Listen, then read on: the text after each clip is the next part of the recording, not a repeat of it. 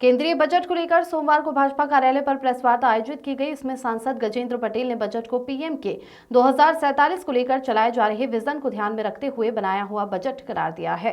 सांसद ने कहा कि 12 लाख रुपए तक आयकर छूट से मध्यम वर्ग को आर्थिक लाभ मिलेगा। बजट को उद्योगों, किसान, मजदूर, युवा और महिलाओं को साधने वाला बताया। उन्होंने केंद्र सरकार के बजट की सराहना करते हुए बजट को देश हित में बताते हुए कहा कि वेतनभोगी करदाताओं के लिए ये सीमा 75,000 रुपए होगी। ये नई संरचना मध्यम वर्ग के करों को काफी कम करेगी और घरेलू उपयोग, बचत तथा निवेश को बढ़ावा देने के लिए उनके पास अधिक धनराशि उपलब्ध होगी। राज्यों की भागीदारी से प्रधानमंत्री धन धान्य श्री योजना का शुभारंभ करेगी। इस कार्यक्रम से 1,70,00,000 किसानों को मदद मिलने की संभावना है। किसान क्रेडिट कार्ड के माध्यम से लिए जाने वाले ऋणों के लिए भी ऋण सीमा 3 लाख से बढ़ाकर 5 लाख कर दी गई है। उन्होंने केंद्र सरकार द्वारा प्रस्तुत किए गए बजट को देश का सबसे बेहतर बजट बताया, जिससे देश तरक्की करेगा और आत्मनिर्भर बनेगा। इस दौरान भाजपा जिलाध्यक्ष श्रीमती नंदा ब्राह्मणे ने बजट को सर्वहारा हितैषी बताते हुए गरीब, मजदूर, किसान, महिलाओं के विकास उत्थान वाला बजट बताया। हबीब आजाद की रिपोर्ट। वर्ष 2025 और वर्ष 2026 का केंद्रीय बजट अभी पार्लियामेंट में रखा गया है।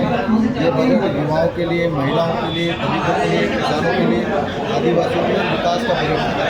निश्चित तौर पर 2047 में विकसित भारत कैसे आत्मनिर्भर भारत बने, उसके समतुल्य बजट रहा है। उसमें तमाम प्रकार के प्रावधान किए गए हैं।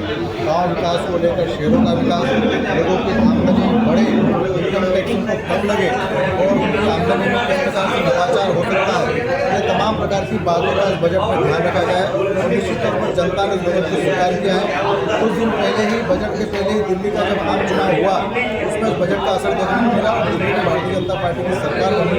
मध्यम और गरीब लोगों ने भी खुलकर भारतीय जनता पार्टी को वोट दिया है और भारतीय जनता पार्टी की दिल्ली में सरकार बनी। इसलिए बजट देश के हित में रहा है। आने वाले विकसित भारत में आज जैसे देश को शासन कर रहे कांग्रेस पार्टी के घोषणा दिल्ली में भी देखने को मिली है कि वहाँ पर उसे हार का सामना करना पड़ेगा। यहाँ तक एक सीट भी नहीं मिली है।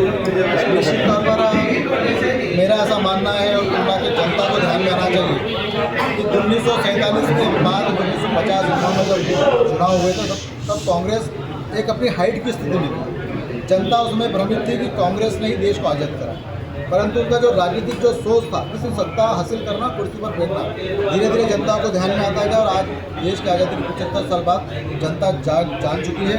झूठे कितने भी भ्रम कांग्रेस फैला दे, कितने भी लालच के मोटले हमको दे दे, जनता अब जान चुकी है। उनको मालूम है कि अब विकास, विकसित और विश्वास की बात कोई कर सकता तो मोदी जी कर सकते हैं। मोदी जी के प्रति जनता ने विश्वास दिल्ली में व्यक्त किया।